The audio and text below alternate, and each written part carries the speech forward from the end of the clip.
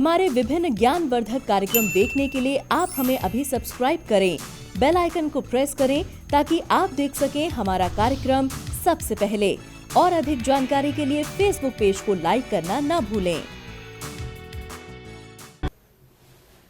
जय मां इंद्राक्षी धाम में दर्शकों आप सभी का हम हार्दिक स्वागत करते हैं। आज के दिन जिन जातकों का जन्म दिवस है, मैरिज एनिवर्सरी है, उन सभी को हमारी तरफ से बहुत बहुत शुभकामनाएं। बड़ा अजीब व गरीब आज का हमारा टॉपिक है, सब्जेक्ट है क्या? इच्छाओं को मारना कोई कोई जानता है, इच्छाओं का दमन करना भी इंसान की एक कला है। जी हाँ, जब इच्छाएं हमारे मन मस्तिष्क पे हावी हो जाती हैं तो कई बार इच्छाओं में ऐसी कुछ कुइच्छाएं होती हैं जो हमसे बड़ी गलतियां करा देती हैं। जिन लोगों को व्यसन की लत है, बुरी चीज़ें खाने पीने की आदत है, तो वो अपनी इच्छाएं कदापि रोक नहीं पाते। बड़ी शान से कहते हैं कि हम मंगलवार नॉनवेज नहीं लेते, हम गुरुवार नॉनवेज नहीं लेते। आप लेते नहीं लेते लेकिन लेते तो है ना आप। दिन गिनने से और दिन छोड़ने से कुछ नहीं होता, ये आपकी इच्छाएं हैं। इच्छाएं जब काबू में नहीं होती हैं तो व्यक्ति बेकाबू हो जाता। ये तो ही हमारे व्यसन की बात। कई बार डॉक्टर साहब हमें कह देते हैं, भाई आप चाट पकौड़ी ना खाएं, आपके लिए अच्छा नहीं है, और आप चाट पकौड़ी खाएंगे तो आप बीमार हो जाएंगे। लेकिन हम हैं कि साहब कंट्रोल नहीं कर पाते। आदमी का शरीर कितने किलो का होता? किसी का 70 किलो का, किसी का 60 किलो का, 60 kg, 70 kg, 80 kg, और इससे ऊपर तो फिर पैमाने भी कई बार टूट जाते हैं। हमारे अंदर जो जिह्वा है, ये इसका वजन कितना होता है? 50 ग्राम। 100 ग्राम लगा लो, 50-100 ग्राम की ये जिह्वा 60-70 किलो के भारी भरकम वजन के ऊपर, शरीर के ऊपर भारी पड़ जाती है। जैसे आप सामने कुछ भी आ जाए, मन आत्मा कह रही है नहीं, आत्मा कह रही है नहीं, और जीभ में पानी आ रहा है, साहब खा लेते हैं। कहीं खोमचे वाला खड़ा है, चाट पकौड़ी, कोई गोलगप्पे खा रहा है, जिह्वा में पानी उतर आता है, रोक नहीं पाते और टपाक से उतना बड़ा मुंह खोल लेते हैं कि साहब बस ज़बरदस्ती वाली बात होती है गोलगप्पा खाना भी, है ना। कई बार भाई हमने भी खाया है तो बड़ा बड़ा दुर्धर कार्य हो जाता है। लेकिन सब्जेक्ट ये है कि जब मना किया जाए उस वक्त में इच्छाएं अपना प्रचंड रूप ले लेती हैं। उस वक्त इच्छाएं रोकना ही एक बहुत बड़ी कला है। पूजा करते हैं कि साहब प्याज नहीं खाएंगे, ये नहीं खाएंगे, लेकिन उस वक्त में इच्छाएं प्रचंड रूप ले लेती हैं और बहुत सारे व्यक्ति नियम तोड़ देते हैं। पवित्र दिन आते हैं, नवरात्र आते हैं, और बहुत सारी श्राद्ध आदि आते हैं, कार्तिक मास के महीने आते हैं, लेकिन व्यक्ति ब्रह्मचर्य खंडित कर देता है, इच्छाओं को कंट्रोल नहीं कर पाता। अपनी जो इंद्रियों को जीत लेता है उसे इंद्रजीत कहते हैं। हर व्यक्ति की बस की बात नहीं है ये। जैन शास्त्र में भी इंद्रियों के जीतने की ऊपर बहुत सारी व्याख्याएं की गई हैं, जैन साहित्य में। अब ये तो हुआ कि हमें पता है कि ये चीज़ हम खाएंगे हमारा शरीर बेकार होगा, ये चीज़ खाएंगे हमारा धर्म बिगड़ेगा, ये चीज़ खाएंगे हमारा कर्म बिगड़ेगा, लेकिन फिर भी हम खा लेते हैं। और फिर दलीलें भी ऐसी होती हैं हमारे पास, ऐसे कमेंट्स होते हैं, ऐसी दलीलें होती हैं कि साहब आपकी दलीलों के सामने कान पकड़ ले आदमी। ठीक है साहब, तमेव माता च पिता तमेव, आप ही सब विद्वान हैं साहब, ठीक है कान पकड़ लेते हैं, अब गलती हो गई, आज के बाद आपको नहीं टोकेंगे, बहुत बड़ी गलती हो गई। आज के बाद नहीं कहेंगे। आप जो मर्जी खाइए, वो भी खाइए जो नहीं खाया जाता, सब कुछ खाइए आप, आपको नहीं टोकेंगे हम। खैर, अब हम एक स्टेप इससे ऊपर चलते हैं। ये तो एक आम सी बातें हुई। एक इतनी खतरनाक इच्छाएं होती हैं कि मैंने छोटे छोटे बच्चों में भी उन इच्छाओं को कंट्रोल करते हुए देखा है। हम मध्यस्थ परिवार के लोग हैं, सभी बचपन से अमीरी नहीं देखते, गरीबी में भी पलते हैं, और कई बार जिंदगी उस गरीबी की रेखा में बीत जाती है।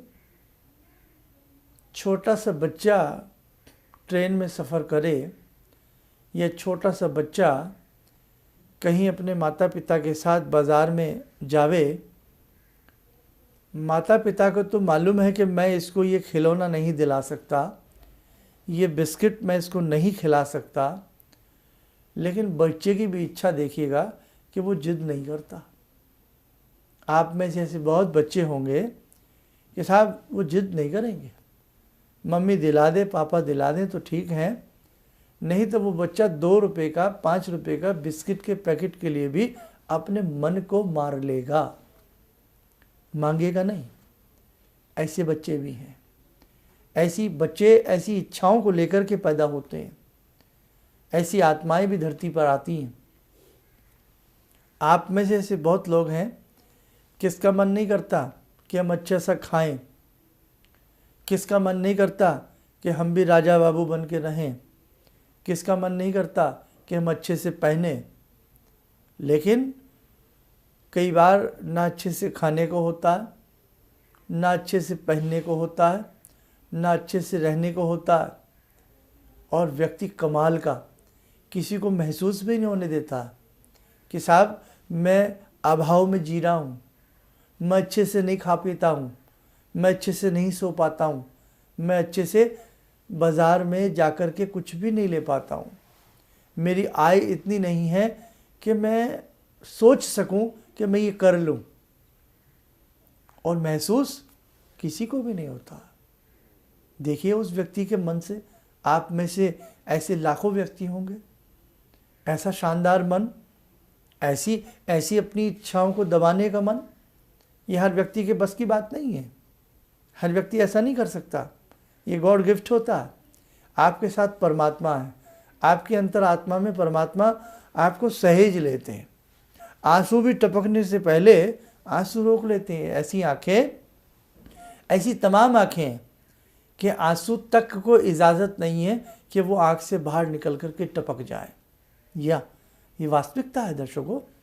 ऐसे बहुत लोग हैं कि नहीं, हम रोएंगे तो हमारे पति का मन दुखेगा, हम रोएंगे तो हमारी पत्नी क्या कहेगी, हम रोएंगे तो हमारी माँ क्या कहेगी, हम रोएंगे, हम बेटी हैं, हम ससुराल में आ गई, हम दुखी हैं, प्रताड़ित हैं, कुछ भी XYZ, हम रोएंगे नहीं। मम्मी जब भी पूछेगी बेटा कैसे हो, तो हम जबरन हंसेंगे, एक आर्टिफिशियल हंसी से बोलेंगे मम्मी सब ठीक है, आप सुनाओ, आपने दवाई ली, पापा वहाँ गए, ऐसा किया। मतलब हम जो हमसे पूछ रहा है, हम उसकी बात को भी पर्दा डाल देते हैं और उसके मन को डाइवर्ट कर देते हैं। ऐसा मन, ऐसे लोग, क्यों साहब आप बता देते तो क्या हो जाता, लेकिन नहीं, आपका दिल बहुत बड़ा है, आपकी सोच बहुत बड़ी है, आप हार्टली बहुत अच्छे हैं। ऐसे बहुत लोग होते हैं। किसका मन नहीं करता कि मैं अपने बच्चों को बहुत अच्छे से चीज़ें दिला दूं? किसका मन नहीं होता? सबका मन होता कि मैं अपने बच्चों को वो खुशियां दे दूं जो मैंने कभी ली नहीं, जिन पुस्तकों को मैंने पढ़ा नहीं बच्चों को पढ़ा दूं, जिस स्कूल, जिस गली का दरवाज़ा मैंने नहीं देखा बच्चों को ले जाऊं, बच्चों को घुमा दूं, बच्चों को किताबें दिला दूं, बच्चों को उन स्कूलों में पढ़ा दूं, उस यूनिफॉर्म के साथ बच्चे को राजा बना दूं, बेटी को रानी बना दूं। किसका मन नहीं होता? किसका मन नहीं होता? लेकिन ठहर कर रह जाता है माता पिता, सोच कर रह जाता है माता पिता। किसका मन नहीं होता? सोचता तो हर माता पिता है, लेकिन अंदर ही अंदर अपनी इच्छाओं का दमन करता रहता। कुछ आगे बताऊंगा, सुनना, ये पॉइंट कहीं एंड ले जाऊंगा। हालांकि सब्जेक्ट मैंने बड़ा टिपिकल सा चुना है, आपके हृदय को छेड़ा है आज मैंने। अब ऐसी स्थिति में इतना कंट्रोल आपको आता है, दुख आप देख रहे हैं, समस्याओं से आप घिरे हैं, परेशानियों से आप घिरे हैं, और उसके बाद भी कहीं ना कहीं बहुत लोग तो ऐसे भी होते हैं, एक अजीब सा संतोष उनके मन में होता है। एक बार गुरुदेव से किसी ने ये कहा कि गुरुदेव, हम कैसे पहचाने कि हमारी साधना बहुत अच्छी चल रही है? गुरुदेव, हम कैसे जाने कि अब हम मोक्ष की तरफ बढ़ रहे हैं? गुरुदेव, हम कैसे जाने कि हमारा जीवन आपके चरणों में लग गया है? हम कैसे जाने कि वास्तव में अब जन्म मरण के बंधन से हम बच जाएंगे? हम कैसे जाने कि हमारी साधना परवान की तरफ है, हमारी साधना को गति मिल रही है? हम कैसे जाने कि हमारी साधना अब बहुत सुंदर है, अब साधना में हम पकते जा रहे हैं? कैसे जाने? ये थोड़ा सा एक आम साधक से हटकर ऊपर की बात कर रहा हूँ। कई बार ऐसे कमेंट्स मेरे पास भी आते हैं कि गुरुदेव, हमें कैसे पता लगेगा कि हमारा मंत्र सिद्ध हो गया? तो ये उनके लिए आंसर नहीं है, उनसे ऊपर की श्रेणी के साधकों की मैं बात कर रहा हूँ। तो जब गुरुदेव से ऐसा पूछा गया कि हम कैसे जाने कि हम मोक्ष की तरफ बढ़ रहे हैं, हम कैसे जाने कि जन्म मरण के बंधन से हम मुक्त हो जाएंगे, हम कैसे जाने कि हमेशा के लिए हमें वैकुंठ की प्राप्ति हो जाएगी, गुरुदेव ने कहा कि बेटे, जिस दिन सुख में भी हंसना आ जाए और दुख में भी हंसना आ जाए, जिस दिन अपने और पराये का भेद मिट जाए, जिस दिन गम में भी खुशी नज़र आए, गम क्या होता है और खुशी क्या होती है, मन में एक समानता की स्थिति आ जाए, उस दिन समझ लेना कि आपकी साधना बहुत अच्छी चल रही है। नहीं तो हम कैसे साधक हैं? साधना करते करते करते करते मन में कितनी लोलुपताएँ आती हैं कि भगवान ये हो जाए, ये कमा लूँ, ये धमा लूँ, ये घर में रख लूँ, ये खरीद लूँ, ये बेच लूँ। बस खरीदने बेचने, अपने जीवन को संवारने के लिए ही अधिकतर हम साधनाएँ करते हैं, है ना। खैर, टॉपिक चेंज ना हो।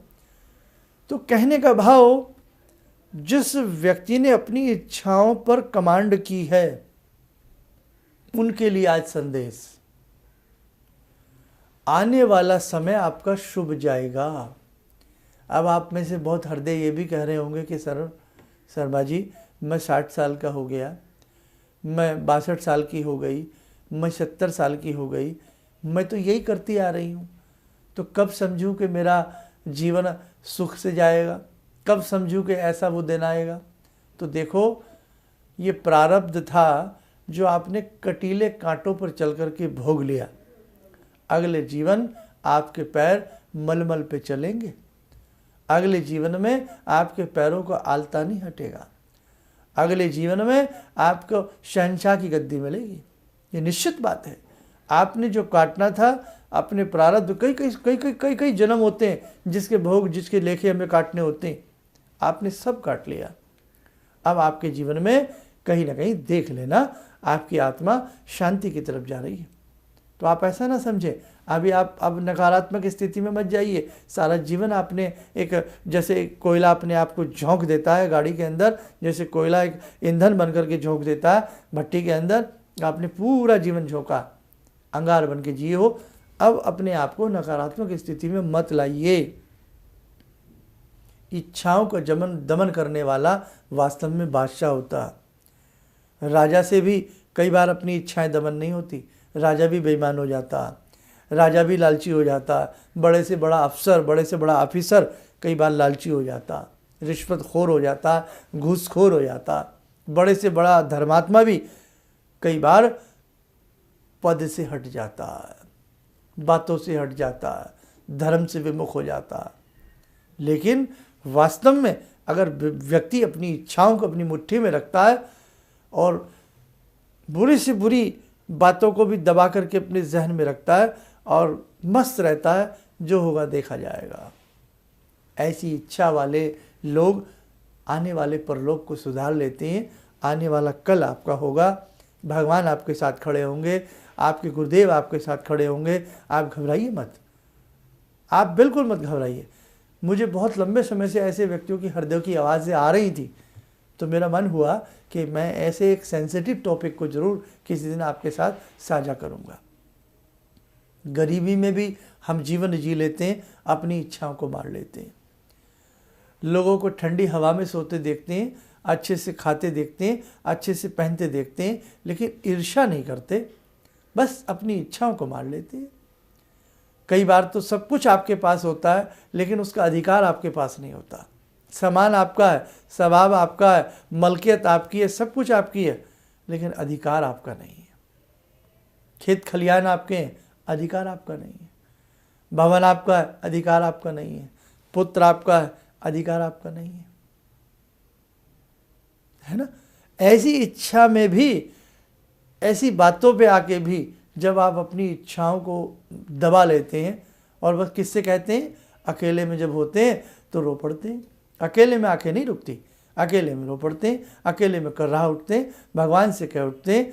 अपने किसी अजीज से भी कई बार मन का लावा फूट जाता, कोई बात नहीं, कोई बात नहीं, लेकिन फिर भी इतनी सारी इच्छाओं को मारना हर व्यक्ति के बस की बात नहीं है। शाबाश हैं आप, धन्यवाद देता हूँ आपको, मैं शाबाशी देता हूँ। इच्छाएं कई बार जीवन में इतिहास बना देती हैं, इच्छाएं कई बार जीवन में कलंकित कर देती हैं। इसीलिए मेरे दर्शकों, आप बहुत अच्छे हैं, बहुत अच्छे से आप सोचते हैं, बहुत अच्छी आपकी सोच है और ईश्वर आपके साथ अच्छा ही करेगा। आप डरिए मत, बस ऐसे ही रहिए। और वक्त रहा तो मैं कुछ विशेष, कभी मंत्र, कभी उपाय, ऐसी बहुत सारी चीज़ें आपके संग शेयर करूंगा। आइए, समय हो चला है आज की ध्यानमाला का। पुनः डूबते हैं आज की ध्यानमाला में माँ भगवती के श्री चरणों में। ओम सिंदूरारुण विग्रहां त्रिनयनां माणिक्यमूले स्फुरात् स्तारानायक शेखरं स्मितमुखी भापेन वाक्षोरुवां पाणिभ्यामलपूर्णरत्नचषकां रत्नोत्परां बिभ्रति सौम्यां रत्नगटस्थरक्तचरणां ध्यायेत् पराम् अम्बिकां खड्गं चक्रगदेषु चापपरिगान् शूलम्बुशोण्डिं शिरा शङ्खं संदधतीं करे स्त्रीनयनां सर्वाङ्गभूषावृतां नीलासमद्युतिमास्य पाददशकां सेवे महाकालिकां यामास्तो स्वपितैहरो कमलजो हन्तुं मधुं कैटवं विद्युद्दामसमप्रभां मृगपते स्कन्दस्थितां भीषणां कन्या विहकरवालखेटविलसा धस्ताविरासेवितां हस्तैश्चक्रगदाशिखेटविशिखां चापं गुणं तर्जनीं बिभ्राणामलिलात्मिकां शशिधरां दुर्गां त्रिनेत्रां भजे। कवच बना लें, ध्यान करें कि वो पराम्बा, वो महाशक्ति सबको विशेष आशीर्वाद से अनुग्रहित करें।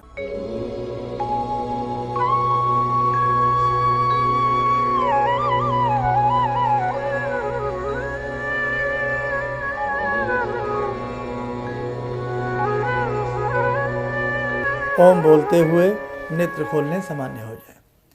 सब्जेक्ट थोड़ा लंबा हुआ, क्षमा चाहते हैं। आज की बात बस इतनी ही। कल फिर मिलेंगे किसी अन्य सब्जेक्ट, किसी अन्य विषय के साथ।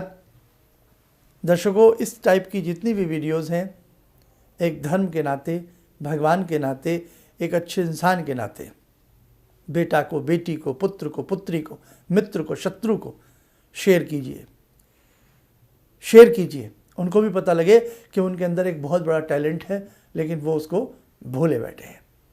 इन्हीं शब्दों के साथ हम अपनी वाणी को विराम देते हैं। और सब्सक्राइब कर लीजिएगा और कोशिश कीजिए 2, 4, 10, 20 लोगों को हर व्यक्ति सब्सक्राइब कराने के लिए बोले। जय मां इंद्राक्षी। गायन्तम त्रायते इति गायत्री और मननात् इति मंत्र। तो बिल्कुल मंत्रों में अद्भुत शक्ति होती है, सामर्थ्य होता है, आत्मविश्वास जगाता है। और साल भर से मैं जुड़ा हूँ गुरुजी से, पटना में भी मैंने अति किया था और जो बताए गए मार्ग पर चला, काफ़ी मुझे लाभ प्राप्त हुआ है।